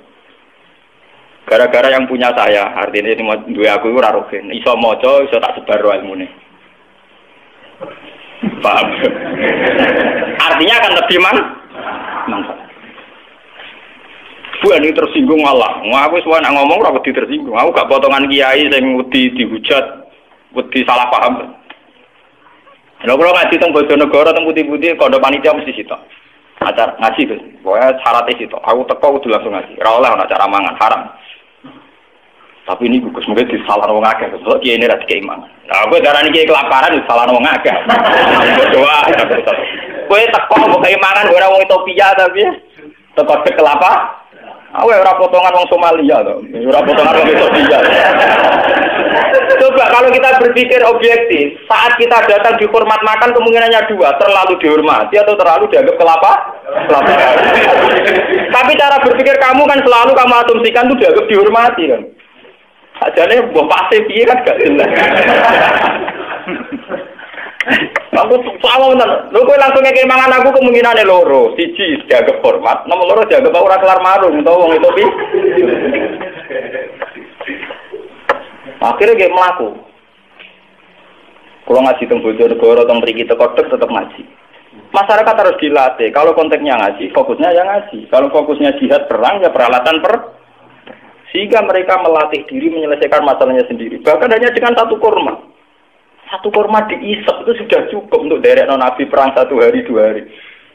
Lah aku bayangno nih, umpama kula melarat derek Nabi. Misalnya perang sampai 10 hari. Itu orang yang bawa satu sok kurma. Itu sudah cukup untuk 5 hari. Itu banyak sahabat yang ngakali begitu, mensiasati gitu. Gawa kurma niku sak napa cara ngendi sak gegem.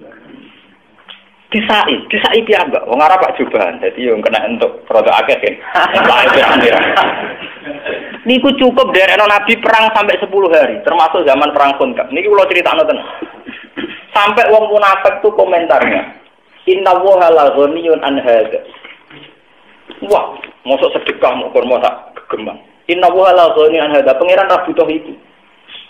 Tapi bagi negara sangat berarti karena orang miskin ini tidak menjadi beban negara. Kalau orang kaya ini 1.000, berapa uang negara yang dikeluarkan untuk orang? 1.000. Dan itu sampai dalam ayat alladzina yalmizuna al-mutawwi'ina minal mu'minina fis shadaqah walladzina la yajiduna illa judahum fasqaruna minhum sakhirallahu minhum. Alladzina yalmizuna al-mutawwi'ina minal mu'minina fis shadaqah. Orang-orang munafik itu orang-orang yang melecehkan orang mukmin.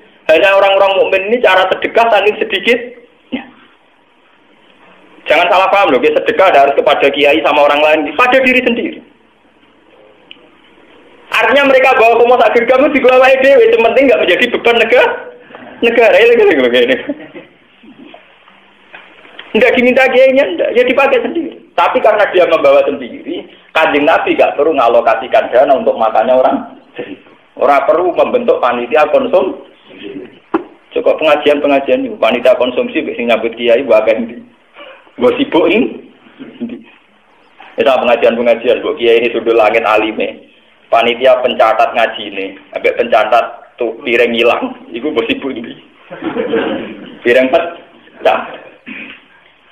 Jadi apa ngaji kok rapate ora kok terakhir. Iya nanti jahit dewi kiai rawon. Si rapat terakhir gelas pecah piro, piring pecah. Dia utang pokok sembako piro. Anggo dibagian wong elite badi birobar. Rasa lewat wong.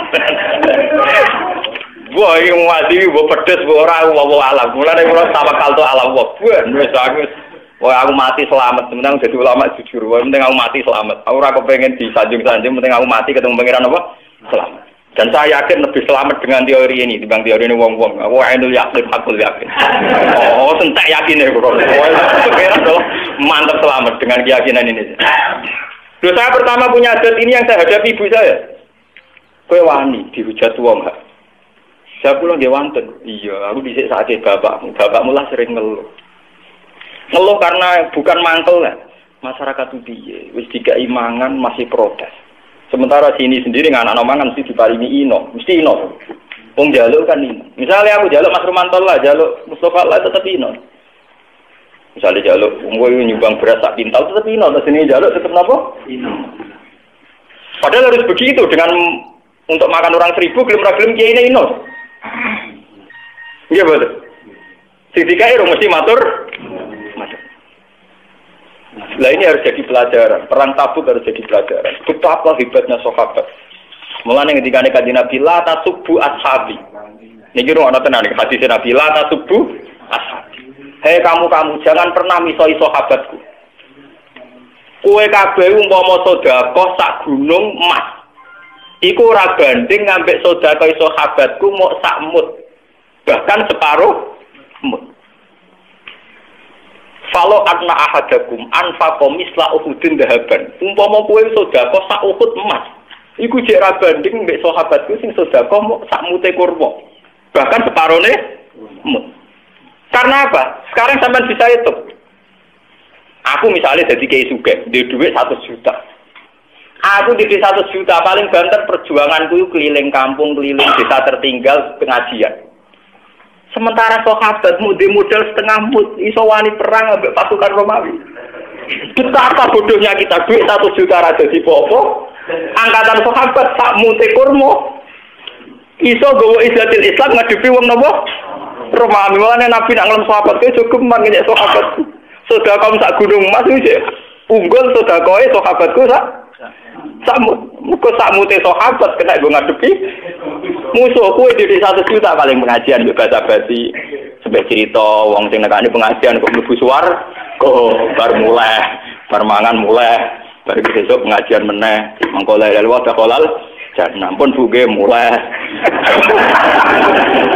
Ya memang ini baik, tapi kamu harus jujur. Itu tidak banding dengan mute sahabat sing samut ronggut wis iso ngadepi perang.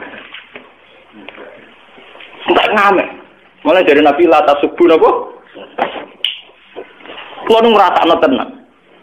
Kulo ngrasakno tenan. Mulane kulo nglatih jenengan-jenengan, pokoke latihan nyai karo latihan berjuang. Kulo ngrasakno tenan. Zaman kulo melarat teng sarang. Kulo untuk bisa roh mulang 15.000. Zaman itu kos-kosan itu 13.000. Iku wis kena tanggung rumah santri telu sing ora entuk esel. Tak kei 5.000-an. Zaman iku 5.000 kena go kos setengah ulang. Mergi kula niku kan wong alim. Dadi dikei bapak kula kelar meseli terus sering dikei dhuwit kiai kula.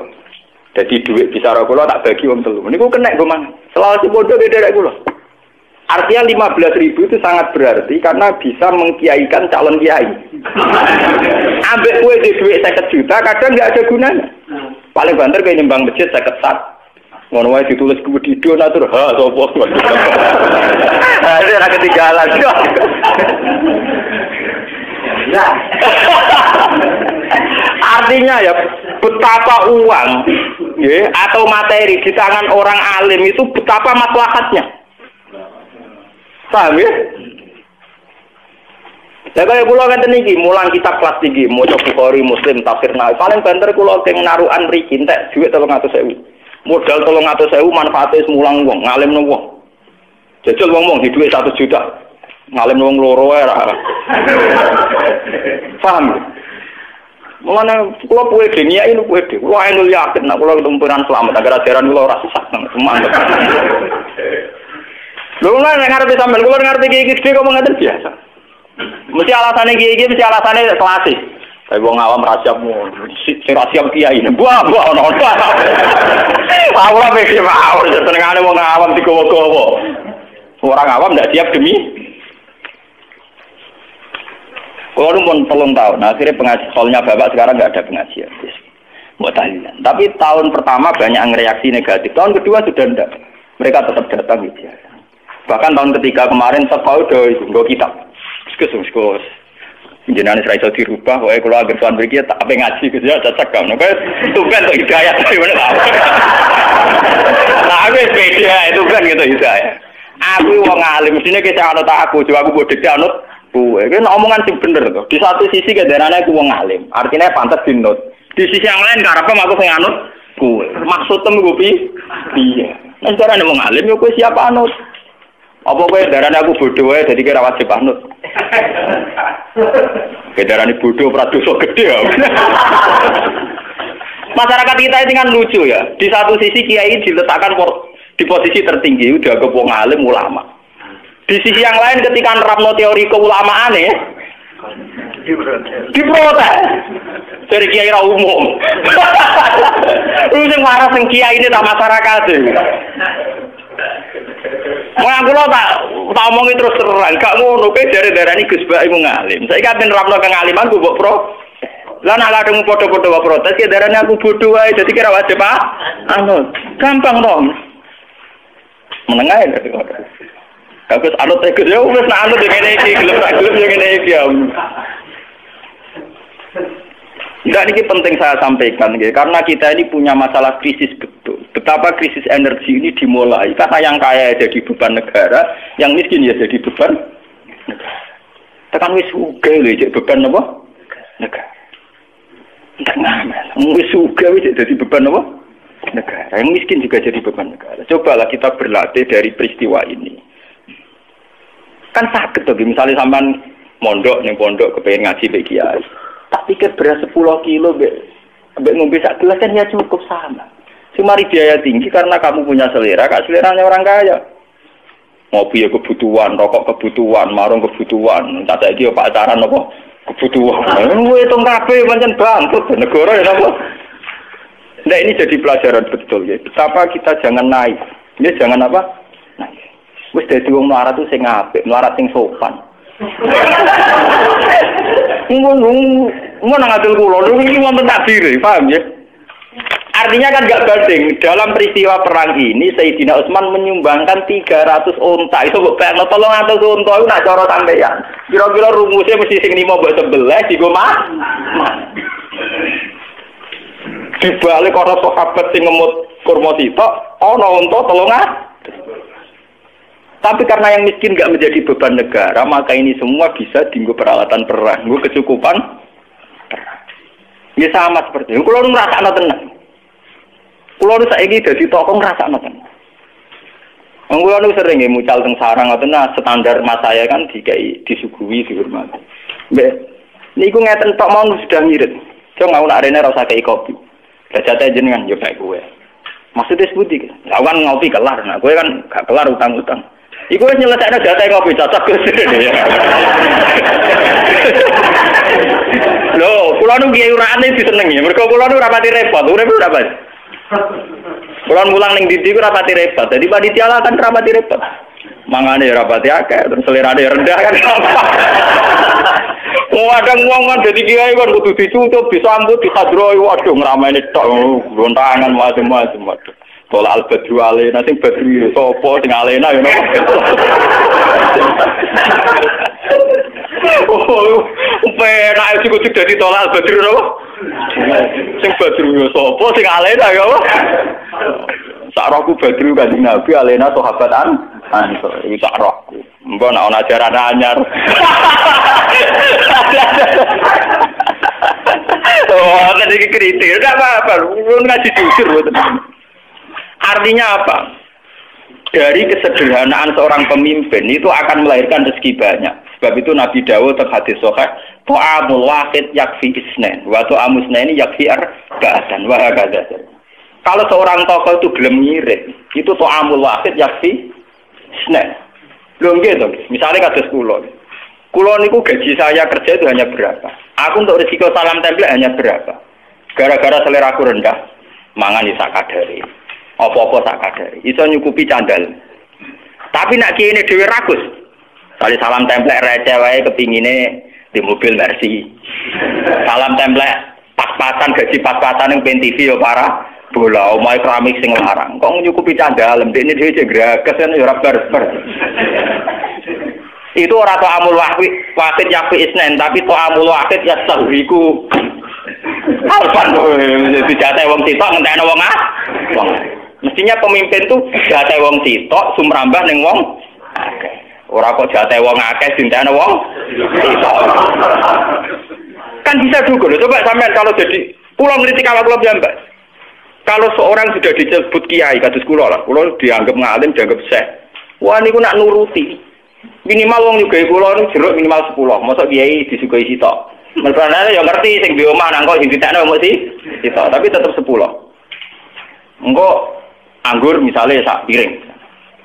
Coba kalau kiainya ada ragus, artinya ya standar saja makan satu. Kelebihannya bisa dipakai orang lain. Nggih betul. Tapi nak kiai ini dewi dojan kan repot. Tingkat itu. Mboten iki cerita. Betapa kecuali kiai ini rugi kelar tuku. Wajib digawa mulai. Artinya terus sing di omah monggo kagak ana jenengan. Loh itu mustasna kan, mustasna. Artinya yang didhawuhkan Nabi itu realistis. So'amul wahid yakin apa? Isnen. Itu harus kita terapkan, dilatih, dimulai dari diri kita napa? Sendiri. Lha kula niku sering jajal nggih. Kula niku kan sak kere-kerene kula niku biasa sangu 50.000. Misale lunga teng daerah 3 kilo, 5 kilo kula sangu minimal 50.000. Lunga umbal, kula sering lunga umbal. 50.000 kangge kula uang yang tidak berarti. Mergo kula niku sak kere-kere kula ngebis 50.000 sithik. Tapi bagi mereka sangat berarti. Sale ketemu mak-mak sing marat sing rondo tak kei 5.000 bisa umbal. Kadang umbali kurang kula tambahi 5.000. Kula nu nate guys. Ada seorang janda tak kei 5.000. Lu gang sedina matur kula. Gus matur nuwun. Andai kan sehari itu ndak jenengan kasih, itu saya ndak makan hari. Padahal saya hanya ngasih uang pinten? 5. Coba kalau saya sendiri seleranya tinggi. Kepen sarungan Samarinda, Jamir Rolex. Kok nganti nyapaati 5.000 duit dhewe kurang. Lho kecuali sampeyan harus beli geder. Anak Subhan misalnya sama kiai jadi kiai tunggal. Ya artinya tapi orang arah kita orang potongan. Maksudnya ini orang potongan. Wong kiai juga butuh nekat kok. Nekat rapati sufi akhir-akhir. Ndak betapa teorinya Nabi dulu tuh amul wahid yakin apa? Wah ada dan seterusnya kata Nabi.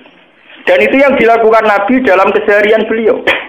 Beliau itu orang nggak kaya, tapi beliau kalau makan cukup tidak banyak.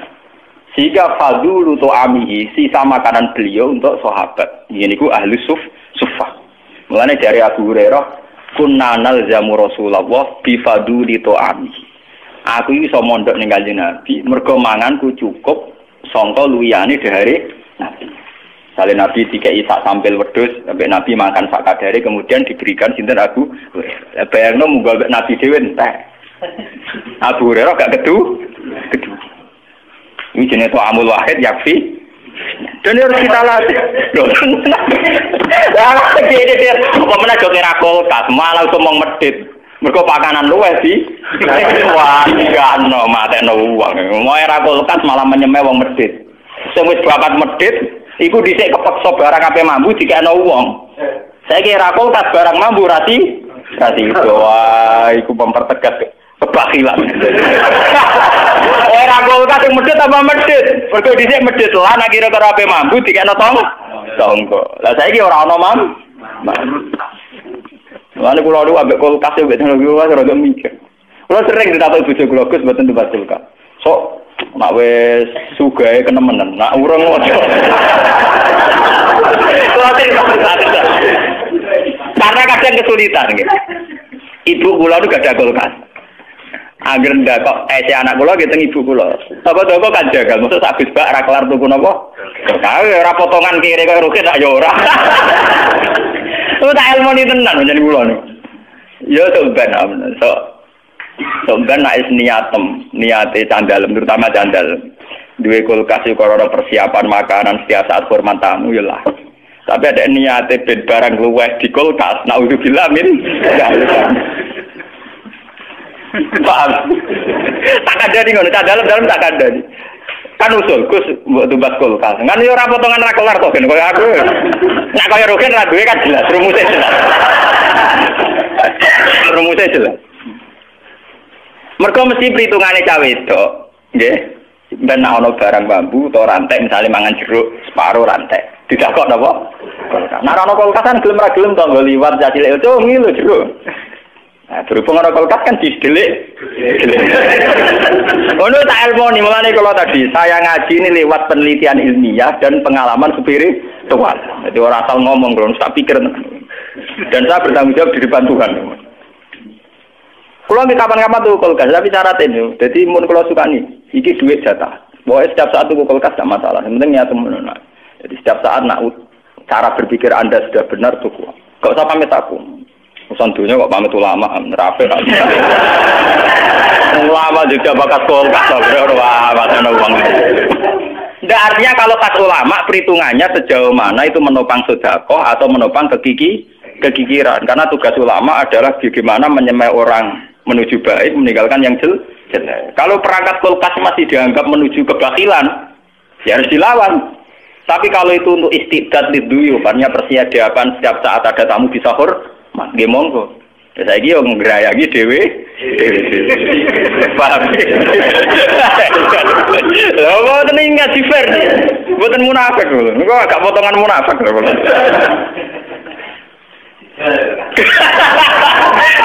Tapi kok ora goblok.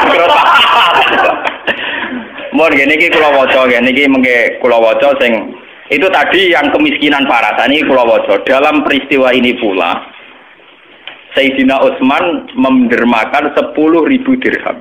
Memberikan 300 unta wa khamsina farusan.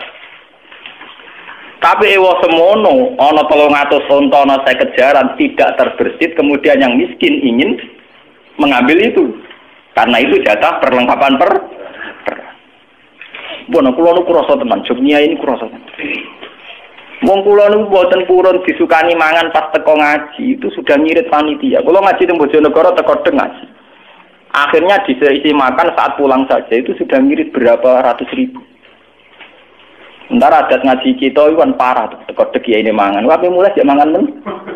Apa-apaan. Sudah ngirit ekonomi, ngirit waktu. Coba kalau panitia fokus noto piring itu berapa waktu yang dibutuhkan?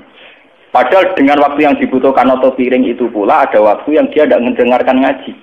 Efeknya kan dia tidak mendengarkan. Lalu gunanya apa? Ayat wa idza quri'al Qur'anu fastami'u lah. Acara makan itu tetap mengganggu istimak kan? Kita ini nganggap sepele saja. Dikira orang kayak saya itu drengkim boten. Itu punya efek nanti jamaah tidak istimak. Coba misalnya ngaji di sini ada acara makan saja. Berapa puluh anak yang dipersiapkan tidak usah ngaji. Gue noto-noto piring. Kalau ngajian, nggak ini dulu langsung blutang. Kapan oleh amin secara khusyuk. Kalau ini dulu, wah rame, gelondak. Menganggap itu acara mah. Coba sama pikir, itu punya efek. Punya efek dari tidak fastami'u. Tetap bukti. Asal gini kalau tetap mikir. Kalau berbar ngaji, keimangan kita biasa. Kan pusing sesuai sing duma. Sugoi tenanan Gus Bak dari biasa. Sesuai panitiane ya lemes. Akhirnya gue formalitas mau Gus nang ngersandar ya. Anak ini suwun dengan panitia nyiap wah. Kiai remenane iki matane wong. Matane wong kan. Bukan saya tidak ngritik tapi ini harus dirubah. Itu bukan main-main. Orang lain tidak harus sama dengan kita, tidak harus. Tapi kita yang ngaji saya harus bodoh. Nah orang buah karena saya ngomongin di depan Tuhan, oke. Kulo sholati hajat, kulo itu nak dua ilmu saya pertanggungjawaban di depan Allah. Saya pengagum berat Imam Bukhari. Imam Bukhari itu satu hadis itu 2 rakaat. Satu hadis pinten? Saya juga gitu. Saya setiap punya mazhab yang berbeda dengan para kiai itu saya pertanggungjawaban di depan Tuhan. Kulo sholati tenang. Sehingga saya yakin bahwa saya nanti ketemu Tuhan selamat. Soal resiko misalnya ada orang salah paham itu kan biasa. Orang arah susah, ini biasa banget. Ya, ini biasa buang, buatan. Karena ini menyesatkan betul. Kalau ngerasa tenang. Ini kayak ini, dia itibar ini. Dia mulai ngaji niki kudu itibar. Betapa kemiskinan yang luhur, kemiskinan yang terhormat itu bisa ikut menopang perjalanan Islam. Ya, karena mulai dulu zaman Nabi Adam sampai kiamat itu sudah jadi sunnatullah bahwa kaum miskin itu kaum mayoritas. Paham ya? Jadi sunnatullah, nah kaum miskin kaum mayoritas. Kalau kaum miskin mayoritas ini menjadi beban negara, kayak apa? Negara ini akan terkuras. Tenaganya apa? Misalnya sampean dua wong sing seneng 100. Paling sing sugih 5. Sing sugih 5 nak salam template 1 jutaan atau setengah juta, 2,5 juta sampai 5 juta. Itu kalau yang miskin nggak menjadi beban negara. 5 juta kena gue tuku sound system, gue rekaman, gue tuku judul kita. Karena sing 95 wong melarat mau ngaji tok ora usah ngeke imangan. Coba. Tapi nak sing 95 ngeke keimangan, gue tuku kitab ora cukup kan karena uang 5 juta ini harus habis untuk konsum. Artinya apa? Kesadaran orang miskin tidak nuntut haknya. Ini sudah ikut menolong Islam. Paham ya? Kesadaran orang miskin tidak nuntut haknya ini. Itu sudah ikut nolong apa? Islam. Ya termasuk ini caranya. Gawa kurma dewe loro. Gawa gedang goreng dewe. Tidak apa-apa. Jadi kan anak-anak pengajian gawa gedang goreng kita ambil aqua 11. Dia ini ngomong lepuk, dia mangan gedang goreng damai. Tidak apa-apa. Kita harus memulai dari diri kita apa? Kita harus mengikuti jejak para sahabat. Jadi kayak apa susahnya zaman sahabat? Itu uang dari Sayyidina Utsman, Abu Bakar, Umar itu dialokasikan untuk perlengkapan perang. Karena yang miskin ini menyelesaikan masalahnya sendiri. Dan itu menjadi perang bersejarah, jadi perang Tabuk. Itu kayak apa? Kalau kita bisa melakukan itu, nama kayak apa? Padahal sekarang kondisinya ada perang, lebih gampang kan? Lebih apa? Lebih gampang. Lu kalau ingin nanti melarat, kalau ngerasa tenan. Zaman kulo niku duwe kakak wakil bupati. Niku ngrumat santri sarang memiliki sekitar 15 ke 10. Niku kan nak kulo dadi wangsul kan nilai mobil. Tak itu, nilai mobil bensinnya 300.000. Bayari supir 200.000, 500.000 tak akali. Nah niat ape ora nilai mobil kayak duwe 500.000 wae. Kira-kira nggo mobil entek piro? Lah maksud piye? 500.000 tak go mangkani santriku cukup setengah tahun. Aku numpak mobil mau enakku awakku tok. Artinya sebetulnya bisa ulama ijtihad sedikit saja. Akhirnya ya sering begitu. 500.000 yang andikan saya nuruti nafsu gue nyewa mobil karena saya sedikit tirakat saja gelem mobil. Ya, sedikit tirakat saja gelem mobil itu bisa dipakai santri. Itu contoh kecil betapa mudahnya kita saat mau sedikit saja tirakat. Yang nak kiri tirakat kan. Ya, mbak, aku ra nyindir sok-sok boleh itu. Lah nek tersinggung urusmu. Harus dilatih. To'amul wahid yakin apa? Bisa, di ilmu itu bisa. Tapi kalau kita sendiri sudah tidak mau begitu, ya memang tidak haram, tapi harus dilatih. Orang miskin juga jangan jadi beban apa? Negara. Taman rausa terus beban BLT, rausa ini yang kaitan yang ngaji kita saja. Orang gue malah ngeritik BLT, orang hubungan ini urusan cerita. Saya tuh ngalami ini, guru saya juga ngalami ini, bapak saya juga ngalami ini. Beliau-beliau sebetulnya ngeluh dengan tradisi yang salah ini. Karena mereka tahu potensi andekan tidak dipergunakan untuk konsum. Kalau nyuwun lah yang ngaji ke kalau ingin sedekah itam-itam itu di rumah saja. Lagi pula menurut hadis sedekah terbaik adalah pada keluarga dekat atau tetangga apa? Atau pengajian atau enggak ada. Mungkin teko beda kecamatan. Nggih mboten. Sing teko beda apa? Kecamatan. Mun kula waca ge sing kula ora usah ditulis mungkin di fotokopi mun. Bismillahirrahmanirrahim. Wajah Abu Bakrin bikul limali. Wa huwa arba'atu alafi dirham. Ini boten enten kitab jenengan. Fasa'alahu Rasul hal aqaita li ahlika syai'an. Faqala aqaitu lahum Allah wa rasulah. Wajah Umar bin Simali. Wajah Abdurrahman bin Auf bimi'ati uqiyatin. Wajah Al-Abbas wa Talhah bimalin kasirin. Wa tasaddaqa Asim bin Adi bisab'ina wasaqon. Lah niki sing terakhir, wa arsalatin nisa bikulli ma yaqdirna alaihinna min khulihinna. Wong itu ada nyumbangno gelange mase ning Kanjeng Nabi. Artinya gini, sumbangan itu melimpah sekali. Wong itu ada nyumbang emas. Sayyidina Utsman 300 on. Abu Bakar separuh hartanya.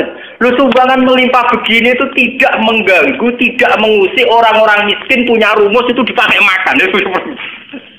Akhirnya uang-uang yang melimpah ini fokus ke perlengkapan perang. Jajal ke ngiyai nawani ngono, duwe beras 3 ton. Sing ngaji ora usah mangan. Mergo kowe dicita-cita mbok bodol, mbok tuku kitab, ora kukut to sampean. Kira-kira dianggap ki buah, lha saya kukut lah. Takok balawah, mesti takok balawah. Tak jamin lho. Karena sudah begitu kental teori mereka kalau kiai di acara disumbang beras yang akeh mergo ngekek mangan wong akeh. Enggak pernah ada berpikir beras akeh nggo kitab ora ono. Padahal wong diceluk kiai mergo ngaji. Ngaji iku butuh kitab. Tapi ra kitab iki. Akhirnya kiai ra iso dialil badhet dong, ora duwe apa? Kitab. Lu coba. Lu ini dalil lho, ini fakta lho. 300 onta. Sayyidina Abu Bakar memberikan semua hartanya. Abdurrahman bin Auf memberikan harta banyak. Tapi tidak merubah keputusan Nabi bahwa yang miskin melatih diri mencukupkan diri. Karena uang-uang yang melimpah ini untuk perlengkapan perang Izzadil Islam nopo? Wan muslim. Itu kayak apa? Kalau kita bisa begitu maslahatnya kayak apa? Bila sampean mikir misalnya masjid ya gampang. Kalau uang di kotak masjid itu tidak dipakai makan. Iku nak trimo nggo nata jeding, nata mikrofon, speaker tuh luweh-luweh. Tapi nak acara masjid dikai makan, tetep kurang. Sementara peralatan masjid tidak cukup. Paham? Ini harus jadi pelajaran. Sampai tidak harus orang lain menerima kita, enggak. Tapi sampai semenjak ngaji ini tahu betul bahwa ini ajaran Nabi. Dan yang dipraktekkan para sahabat.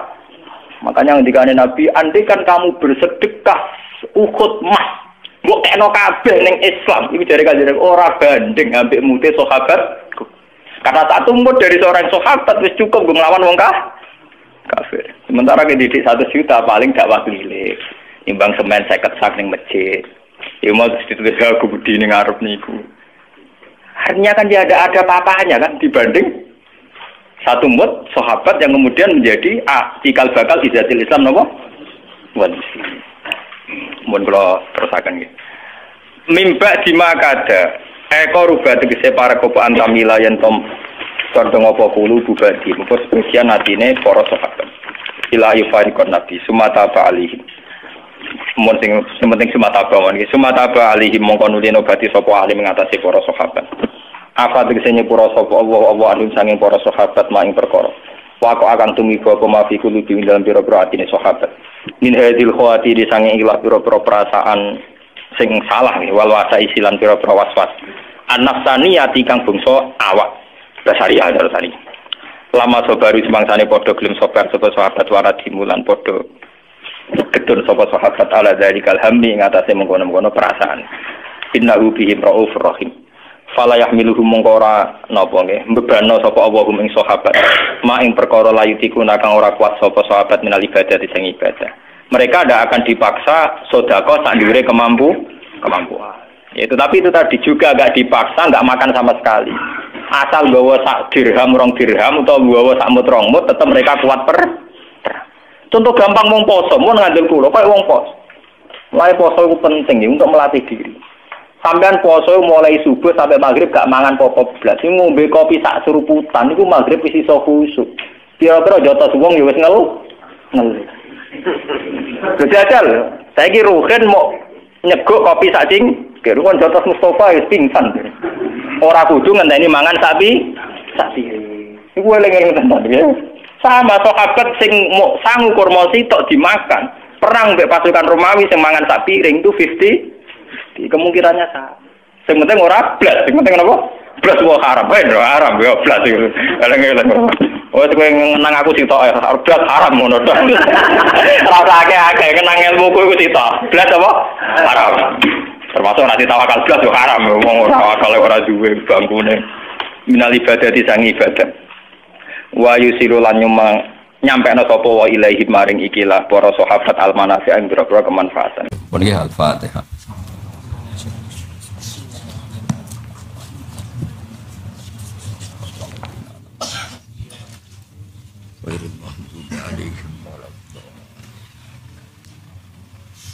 Bismillahirrahmanirrahim. Nahmaduka ya ghafur ya syakur masallu wa sallim ala sayyidina Muhammad sallallahu alaihi wasallam asma'in. Allahumma ya Allah ighfir li masyayikhina wa ya khairil madina. Waghfir ya Allah muassisi hadzal mahal wa anzilhum manzilan husnan indaka ya Allah. Isal qabrahum riyadil jinnah rawdatan riyadil jinnah tajal qabrahum rawdatan fadlan. Allahumma ighfir lahum wa'fu anhum waj'alil jannata ma'wahum ya Allah. Ilahi naqihim min khatayahum kama yunqas sabul abiyatu min ad-danas.